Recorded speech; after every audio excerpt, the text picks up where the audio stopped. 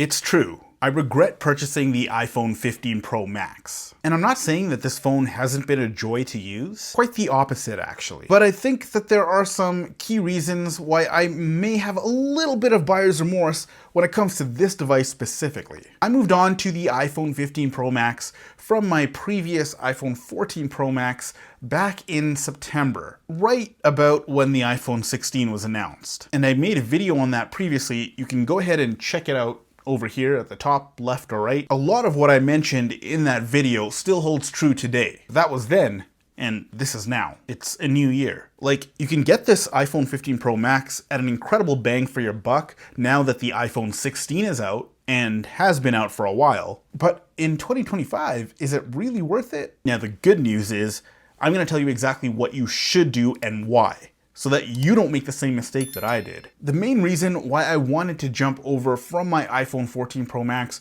was because I was sick of carrying lightning cables around. And I wanted Apple Intelligence. Buying the 15 Pro Max really solved both of those problems. When I first got it, I was over the moon. I mean, titanium frame, super lightweight, that crazy fast A17 Pro chip that everyone is raving about. It really sounded like the perfect upgrade. But the thing is, no one really talks about the reality of living with it from a day-to-day perspective. For starters, let's talk about this lightweight titanium. Sure, it's lighter, but it's slippery. When I'm not rocking a case, I've dropped this phone more in 2 weeks than I've ever done with my previous phone in 2 years. And of course, you don't want to drop this, so you can't rock it without a case. So what really is the point of that premium feel? The A17 Pro chip has been tainted as one of the worst in recent years for the iPhone, just because its tendency to overheat compared to previous models or even compared to the iPhone 16.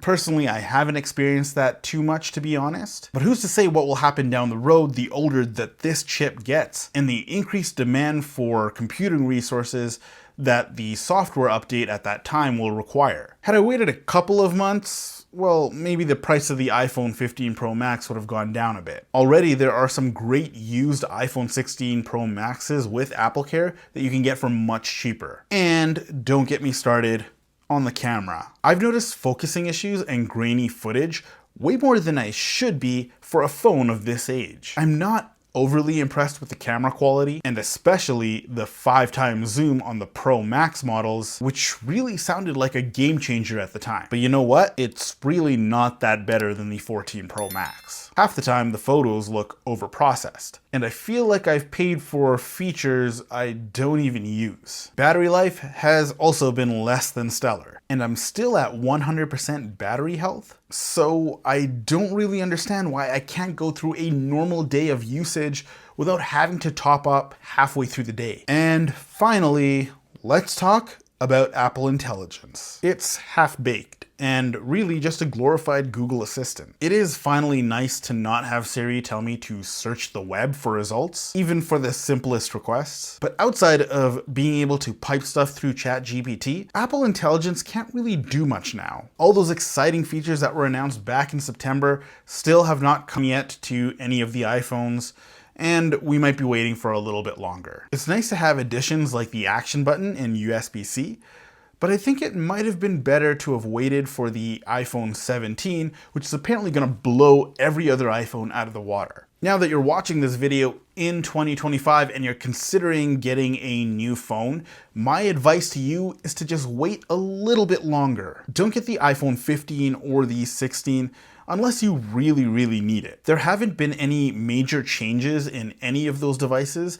that warrant an upgrade at this point in time. The iPhone 17 is just around the corner, and if you have the liberty of waiting, well, I would say do it. You can even start looking at purchasing USB-C cables or MagSafe accessories so that you can get yourself ready and prepared when the iPhone 17 is released. What are your thoughts on the subject? Are you planning on upgrading, or did you already upgrade and you have buyer's remorse? Are you satisfied with the device that you purchased? Let me know in the comments down below. Oh, and of course, I will have iPhone 17 coverage on this channel, so make sure you hit that subscribe button. My name is J.I. Thank you for watching, and thank you for kicking it with me.